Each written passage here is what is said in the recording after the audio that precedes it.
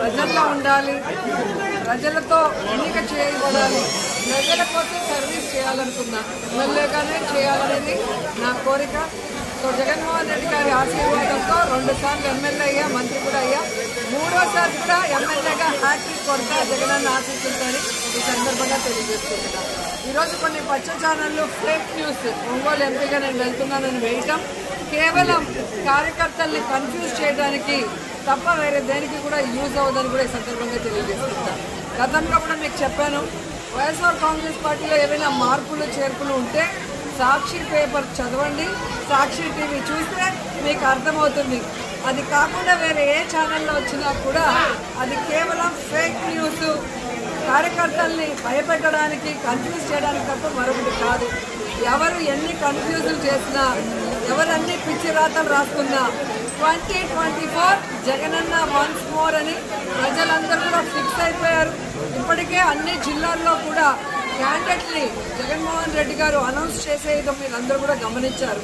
ఈరోజు తెలుగుదేశం పార్టీకి కానీ, జనసేనకు కానీ, కాంగ్రెస్కి కానీ క్యాండిడేట్లు లేక ఫ్రస్ట్రేషన్తో పిచ్చెక్కిపోయి ఈరోజు ఈ విధంగా వైఎస్ఆర్ కాంగ్రెస్ పార్టీ మీద దుమ్మెత్తిపోసే కార్యక్రమాన్ని చేసుకుంటూ ముందుకు వెళ్తున్నారు తప్ప వాళ్ళ పార్టీలో ఏ నియోజకవర్గంలో ఏ ఎమ్మెల్యేకి ఇవ్వాలి, ఏ పార్లమెంటు పరిధిలో ఏ పార్లమెంట్ సభ్యుడికి ఇవ్వాలన్న ఆలోచనలు వాళ్ళు లేరు.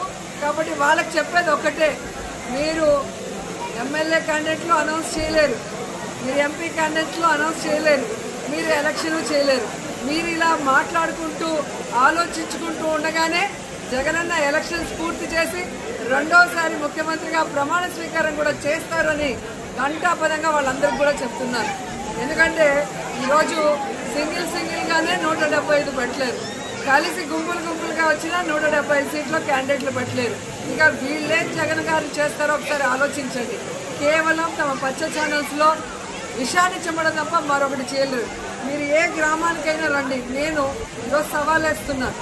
ఈ రాష్ట్రంలో ఏ నియోజకవర్గంలో అయినా, ఏ గ్రామంలో అయినా, ఏ వీధిలో అయినా, ఏ ఇంట్లో అయినా, అది ఏ పార్టీ వాళ్ళైనా కూడా జగన్మోహన్ రెడ్డి గారు ఈరోజు తండ్రి స్థానంలో ప్రతి కుటుంబానికి పేదవాడు ఎలిజిబిలిటీ ఉంటే వెంటనే వెల్ఫేర్ని వారి గుమ్మం వద్దకే పంపించడం జరుగుతుంది. అలాగే గడప గడపకు మన ప్రభుత్వం ద్వారా ఏదైతే ఎమ్మెల్యేలు మరి పెడుతున్నారో వర్క్స్, అవన్నీ కూడా అభివృద్ధి కార్యక్రమాలు కూడా చేయటం అనేది నేను యాజ్ ఏ ఎమ్మెల్యే చేస్తున్నా కాబట్టి మీకు ఇంత ధైర్యంగా స్పష్టంగా చెప్పగలను. కాబట్టి ఏదో ఏసీ రూముల్లో కూర్చొనేసి 1వ కృష్ణుడు చంద్రబాబు నాయుడు, 2వ కృష్ణుడు లోకేష్, 3వ కృష్ణుడు పవన్ కళ్యాణ్ అయిపోయింది. ఇప్పుడు 4వ కృష్ణుడు హైదరాబాద్లో నుంచి బయలుదేరింది ఒక లేడీ. సో ఎవరు ఎన్ని మాట్లాడినా ప్రజలు తమ కుటుంబానికి ఏం చేశారు, తమ ఊరికి ఏం చేశారు, తమ నియోజకవర్గానికి ఏం చేశారు, ఈ రాష్ట్రానికి ఎవరు ఏం చేశారని ఆలోచిస్తే one and only YSR family మాత్రమే ఈ రాష్ట్ర ప్రజలకి మంచి చేశారు. ఈ రాష్ట్ర ప్రజల్ని కుటుంబ సభ్యులుగా భావించి ప్రేమ అభిమానంతో పాటు వెల్ఫేర్ని, అభివృద్ధిని అందించారని కూడా ఈ సందర్భంగా తెలియజేసుకుంటున్నారు.